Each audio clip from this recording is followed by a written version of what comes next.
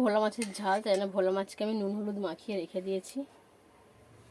এদিকে কড়াই আমি তেল গরম করতে দিয়েছি, মাছগুলোকে আমি ভেজে নেব।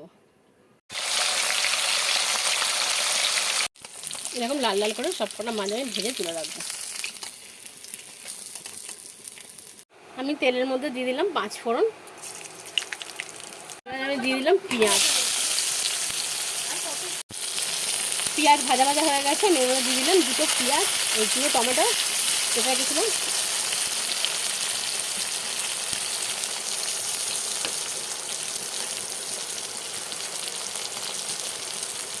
আর আমি দিয়ে দিলাম আদা বাটা আর রসুন বাটা।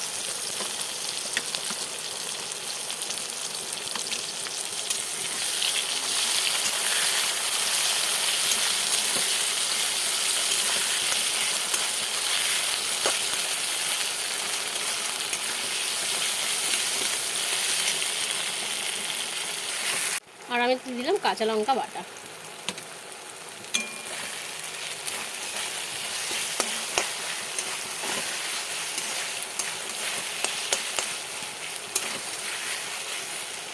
আর আমি এতে দিয়ে দিলাম হলুদ গুঁড়ো, লঙ্কা গুঁড়ো খুব সামান্য দিলাম, যেহেতু কাঁচা লঙ্কা দিয়েছি, আর নুন দিয়ে একটু ভালো করে কষবো।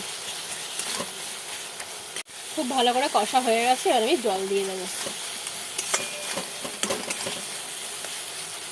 আমি এর মধ্যে মাছগুলোকে দিয়ে দেবো।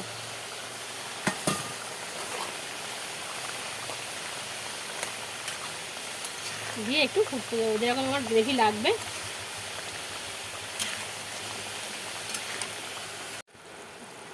এবার আমি উপর দিয়ে একটু দিয়ে দেবো ধনে পাতা।